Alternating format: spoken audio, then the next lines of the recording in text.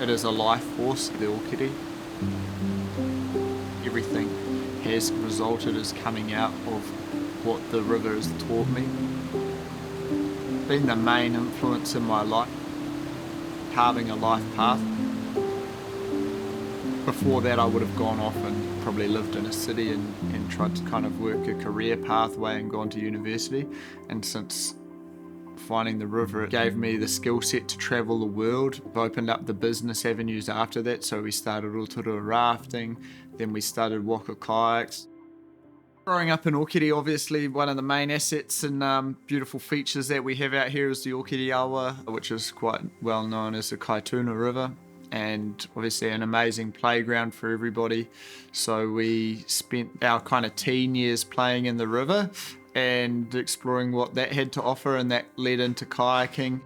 I started really kayaking in 2004, and then in 2006 I went on my first overseas trip while I was still at high school to compete at the Junior World Championships for whitewater kayaking. I managed to somehow get second overall in the world, so that was pretty awesome. So the following year, once I left school, we actually headed over to Uganda in Africa, some massive rapids and an awesome place to kind of get your skills set up. And luckily, the following year, I managed to get sponsored by Adidas. I managed to get second in the world in the men's division that following year. That kind of enabled me to further my travels and competing, because it kind of gave me the financial resources. We started traveling the world and just going kayaking and living the dream, really. I mean, it wasn't like we were staying in hotels or anything. We were always sleeping, camping out pretty much for most of the year, or living out of the back of a van, kind of living the van life movement before it was trendy on Instagram. So in 2010, I won my first World Championships. And then I was World Champion for 2010, 11 and 12. Nobody had got 3 in a row before that, but that was kind of the goal, to get 3. What I noticed is a lot of people were just, their goal was to get to the final. And that was something that they would be content with. Whereas my goal was never to get to the final, it was always just to win. In 2017 was the last time I won the World Championship, so that was the 4th time. Okay, I kind of knew that my lifespan as a professional athlete wouldn't be super long, so I needed to create some backup plans, and that's why we launched Rotorua Rafting in 2011. So Rotorua Rafting had a very humble beginnings. We used to operate from a campground in Okere Falls. Just used to go out with the goal to have the best time we could possibly have and hope our clients experience the same fun that we were having. And that proved out to work. In 2020, we were voted the #2 visitor experience on the planet.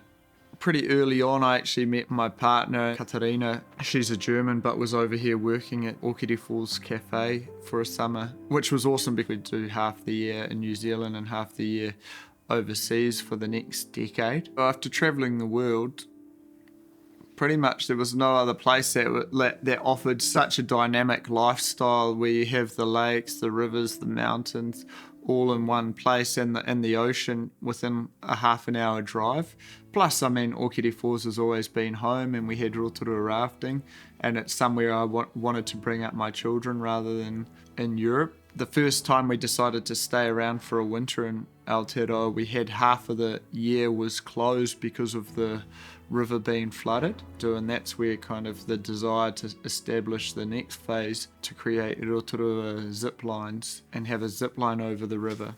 In Okere Falls, there had always been separation between local iwi and the river community, and that was because rafting started without any cultural consultation and 30 years prior.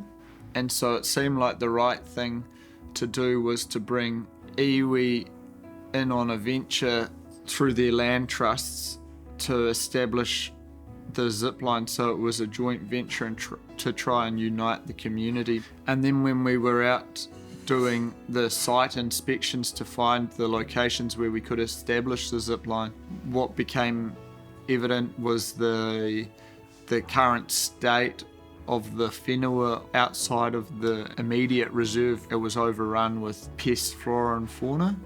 The desire to set up the zip line that would restore the whenua to a place where we could be proud of later on in life then became the primary motivation to get it across the line. A lot of the construction of the zip line we did ourselves, which was an awesome experience within itself and rewarding. We had to create different ways to establish a zip line in ways that we hadn't seen done anywhere in the world before. For example, we used a drone and a fishing rod to get the initial lines across, and then when we did finally have the zip lines established, to test the different weights and arrival speeds. So we used my middle daughter Mia to test the cables, and she was bouncing through the trees and getting stuck out halfway, suspended 30 meters in the air, but she thought it was the most fun thing ever.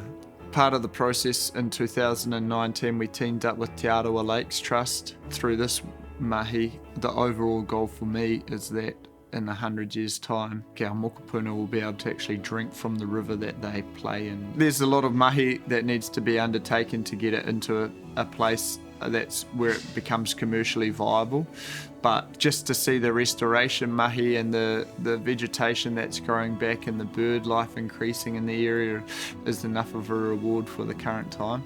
Although I'm sure the bank would be happy to start getting some of their money back too.